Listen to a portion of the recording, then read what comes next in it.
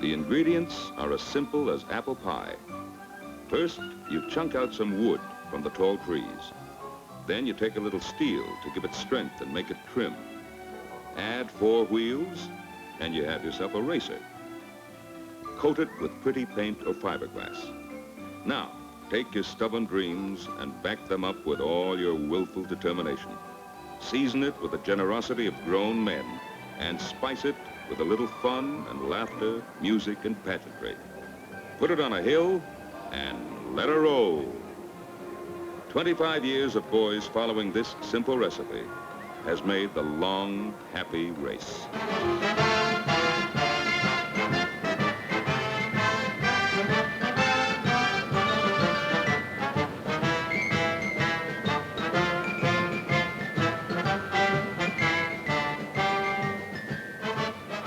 This is the first soapbox derby. It was held on Big Hill Road in Dayton, Ohio, in 1934. These boys were the original cockeyed optimists. 40,000 people laughed, cheered, and jumped out of the way as lads, just like yourself, rolled down the hill in a wide variety of contraptions of their own invention. 25 races later, the soapbox derby has spread its color and joy all over the globe. It has sprouted from a minor league local affair to a major sporting event known the world over. Big and little, 183 towns picked a champion in 1962. You take this track. It's scratched out of the lonely flatlands outside Laredo, Texas. It's there because a wide-awake community knew they had to have a hill. They couldn't find one, so they bulldozed one out of the prairie and called it Derby Hill. 1,800 miles to the north, in Mission City, Canada, there's no shortage of hills.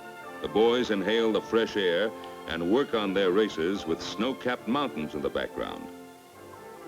A shake of the hips, and we're on a tropical island.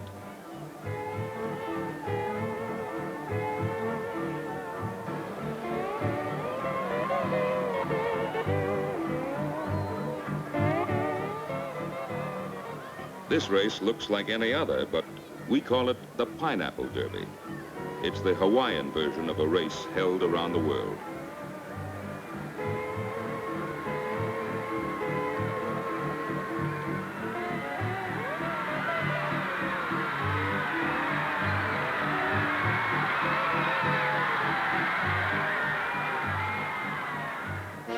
The sight of a marching band in West Germany tells us that it's Derby Day in Duisburg. You might say their breath is coming in short pants. Well, anyway, first the celebrities show them the most exciting oil can derby since last year's Akron event. Winners of 108 local races are ready to roll.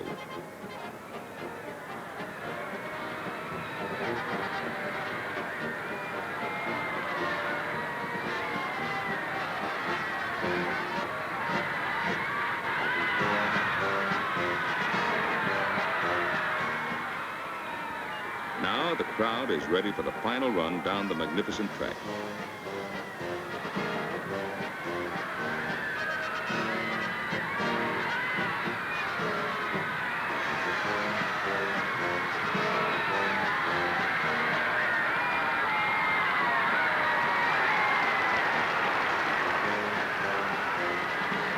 The winner wears a ring of gold. Auf Wiedersehen. See you in Akron. Remember that every racer starts with a plan, and the plan becomes a reality once a boy learns the rules and gets going. Here's how they start in Laredo. Come on over here and see Wally's.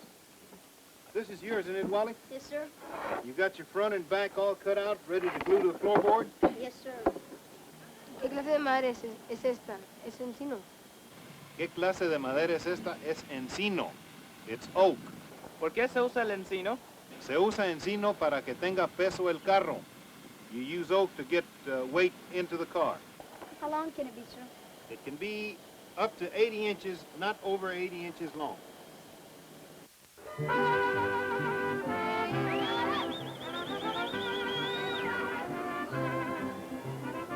If you were in Laredo, you'd soon find that the Derby race coincides with local fun and festivities. Two nations have their borders in the Rio Grande. And when they throw a party for the soapbox Derby boys, it reflects the traditions of both Mexican and American culture. The two-day celebration is big enough to attract former Texas Governor Price Daniels and many high Mexican officials. There's the soapbox Derby float. That is one of the big events in this part of our country, because here in Texas, not only do the boys take a big part in the soapbox Derby from Texas, but from over on your side too, the Mexican boys and our Texans here have a great time in this soapbox Derby. It's a beautiful float, isn't it? It certainly is beautiful. It has a big part in good neighbor relations here with the competition here in the soapbox Derby. Let us hope that this type of competitions will continue, because it brings closer friendship among our boys, both sides of the border, and they will make it that way better citizens in the future. Right.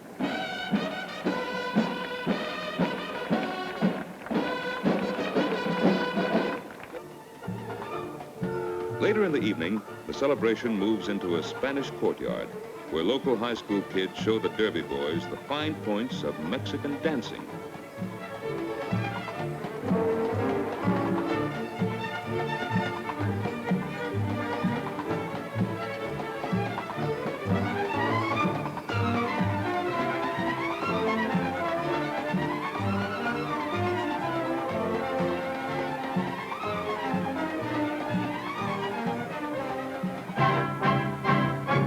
If you've never seen a bullfight, here's your chance. Keep in mind, the fighting bull can beat any racehorse in the world for the first 100 yards. He's big and mean and tough. But most of all, he's fast. The matador is determined to show the bull who's boss, and vice versa.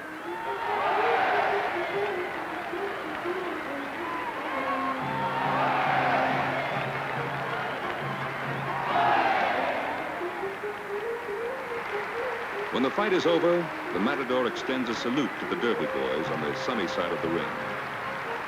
Their moment of truth has yet to come. In Laredo, they've learned to run their race at nighttime. In the summer sun, the thermometer goes well over 100. But in the evening, it cools right down to 98 degrees. Each downhill run is called a heat, and in this case, it's well named.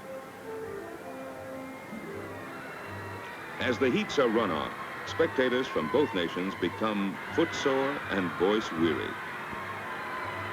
It's not hard to figure out there can be only one winner in each heat. Laredo will produce only one champion, but the byproducts of the Derby are many. Each boy has an opportunity to win a battle within himself, to show how he can start and finish a difficult job. These two border towns participating in the Laredo event have found common ground for better understanding. The sporting determination of the individual boys proves that international cooperation is just a matter of better understanding.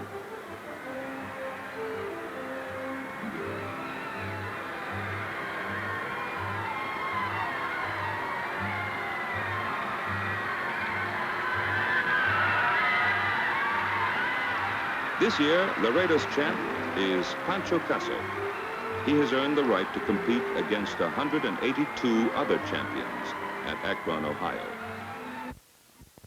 Two of the future champions are in this crowd of Derby boys at the World's Fair in Seattle. One group hails from Tacoma, Washington. Other boys journeyed down from Mission City, Canada. The trip to the fair is part of a big party planned by interested Tacoma citizens.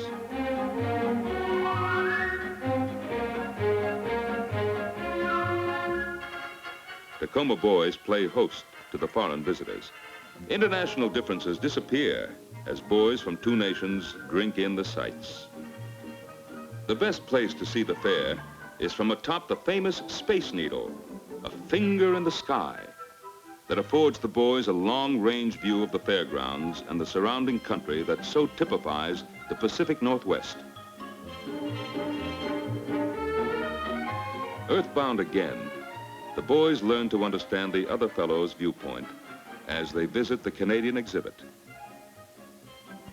Sometime later, the whole party moves across the way to the beautiful building known as the USA exhibit. But the boys are naturally curious, and time finds them at the Philippines building. Finally, they get an intimate look at the Indian exhibit. But here comes a Pied Piper leading a marching band. Remember, this is the year of the twist. The band from the U.S. exhibit leads the way. This is a dance the American and Canadian both understand. It's too bad that outings like this have to end, but remember that each city has a local derby celebration.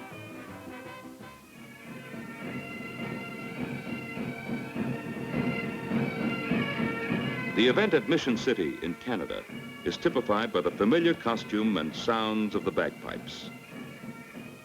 The spirit and determination of the boys follows a pattern of exuberance well established in 6 nations. But the townspeople bring special touches to the local party. Mothers and fathers devote long hours to making the event a success, and hungry boys make the effort well worthwhile. While the boys chow down, a fireboat from Puget Sound puts on an unusual display of equipment. Once the pre-race festivities have ended, 95 boys from all over Western Canada race down the hill to choose a champion who will represent the city in the final event at Akron.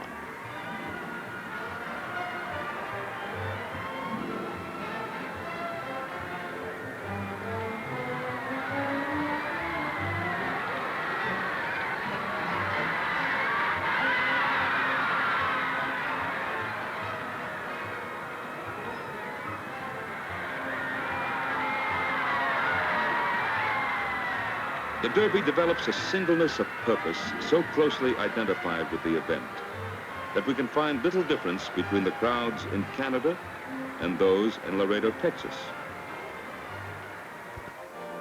In Tacoma, Washington, Gary said he worked nearly 1,000 hours on his bullet-shaped car. Next stop, Akron, Ohio.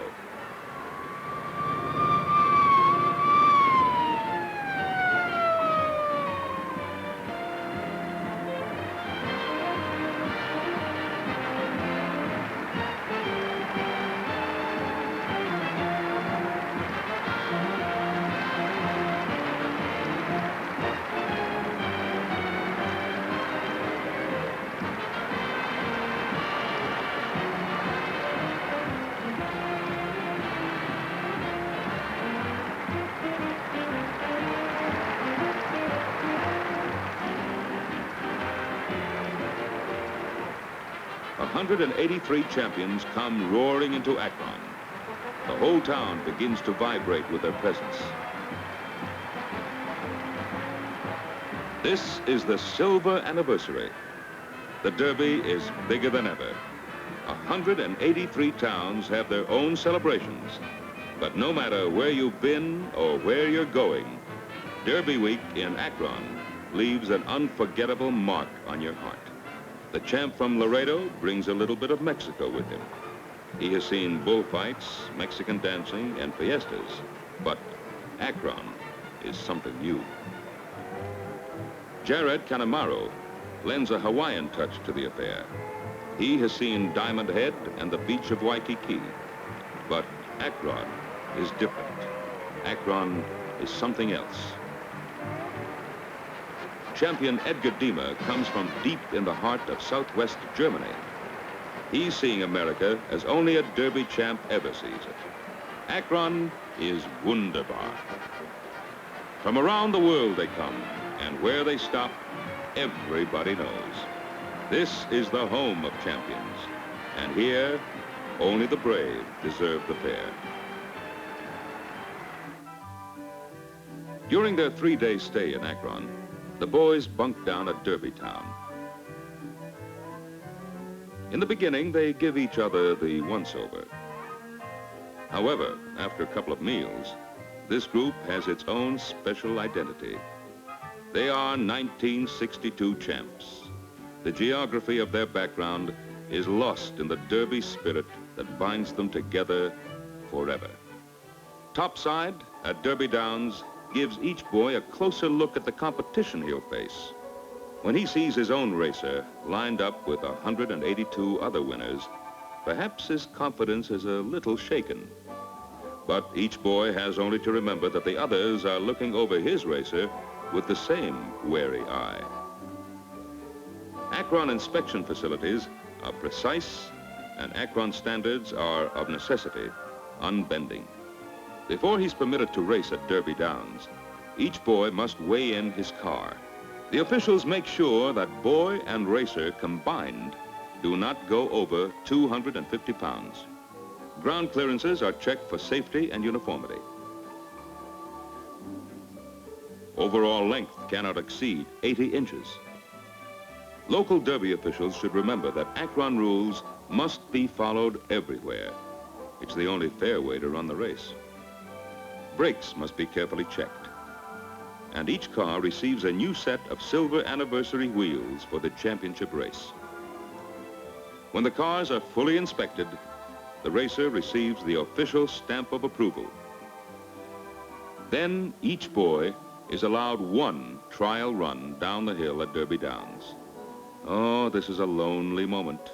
Now there is only a boy, a racer, and a 975-foot hill.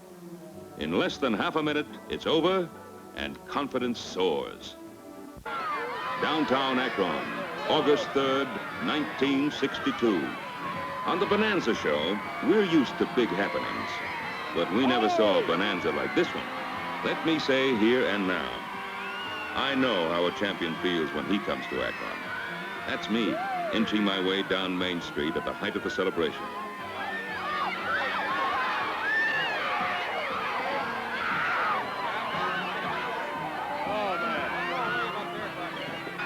I'll tell you something, I was completely overwhelmed.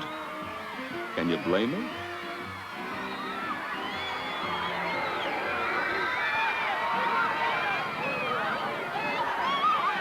Here comes a king-size cowboy.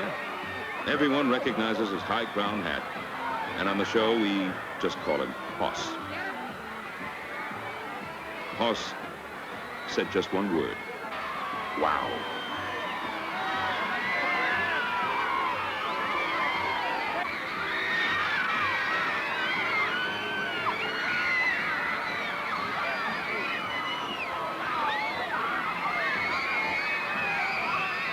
The young fellow with the curly locks is called Little Joe.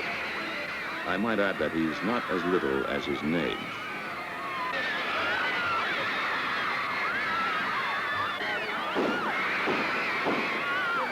We all agree we'd sooner handle a cattle stampede than this excited crowd.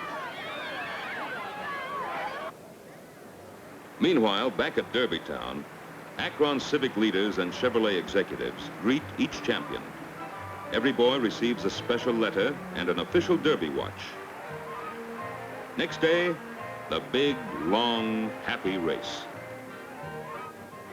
12:30 p.m. on Saturday. Here comes the parade. 55 units, each more colorful than the next.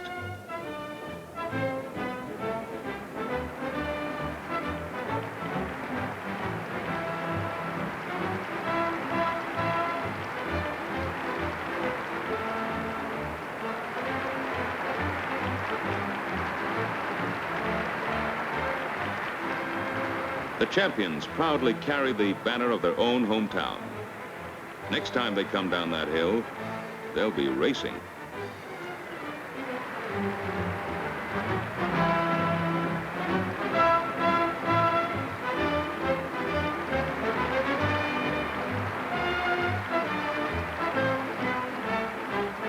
The 25th Anniversary Derby attracts the biggest crowd in history. I guess it would have to be called the noisiest crowd, too. Before the big race, there's a little event called the Oil Can Derby. This year, all the entries are from the Ponderosa Ranch. Hoss needs plenty of help in getting into his racer. He tries to use that weight to advantage in going down the hill.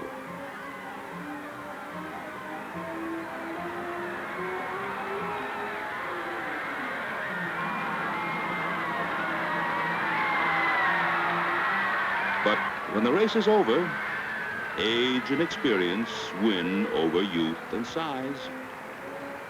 Now, here's the first heat of the big event. Boys from Salem, Oregon, Elwood, Pennsylvania, and Chicago, Illinois start down the hill.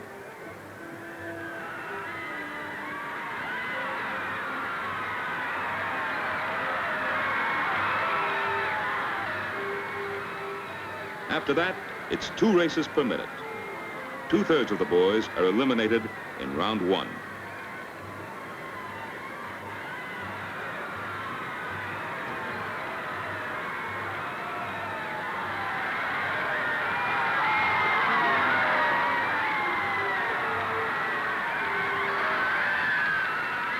The Laredo champ listens carefully as track officials give him last-minute instructions.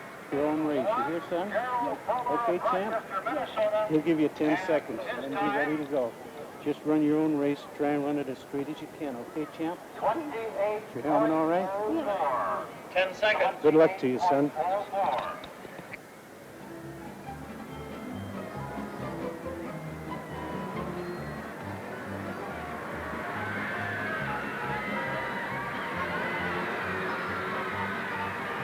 At the end of the second round, it becomes obvious that the Ohio boys are going to do well in the 25th anniversary event. The local spectators go wild. In a Canadian elimination race, the Mission City boy earns the right to represent all of Canada in the United States guest run. And here is the race for guests of the United States. Boys from the Philippines, Puerto Rico, Germany, Canada, Venezuela, and Okinawa are all eligible for a special trophy. But the final foreign winner is Mario Enriquez of the Philippines. When the field has been reduced to 9, the boys from Ohio are still in the running, and the Akron townsfolk are out of their seats. Get ready. Here's where we decide the national champ. Lane 1, Teddy Morrow of Lancaster, Ohio. Lane 2, David Mann of Gary, Indiana. Lane 3, Mark Corden of Akron, Ohio.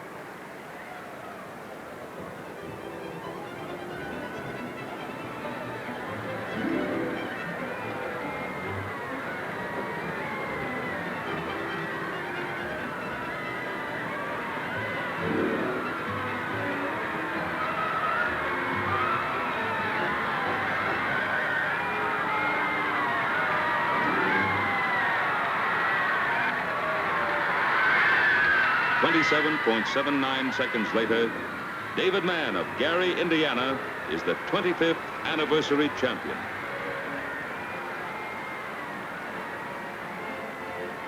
He's interviewed in the winner's circle by Seaman E. Bunky Knudsen, general manager of Chevrolet. David, congratulations on driving a terrific race, building this wonderful car. On behalf of Chevrolet, I want to present to you the World 1962 World Championship Trophy.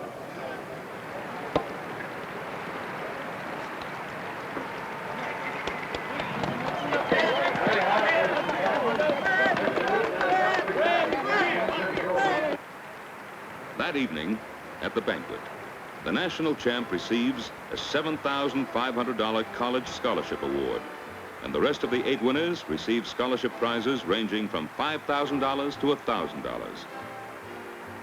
It's heartwarming to note that the boy from Hawaii receives a 9th place award, although it's only the 2nd time that the 50th state entered a champion. Mr. K.E. Staley, Vice President of General Motors, expresses the spirit, the intent, and the high purpose of the Derby, reading an essay called, "What is a Boy?" A boy is a person who is going to carry on what you have started. He's going to sit right where you are sitting. And when you're gone, he'll attend to those things you think are important. You may adopt all of the policies you please, but how they're carried out depends on him. Even if you make treaties and leagues, he'll have to manage them. He's going to sit at your desk in Congress and occupy your place on the Supreme Court bench. He will assume control of your cities, states, and nations. He's going to move in and take over your churches, schools, universities, and corporations.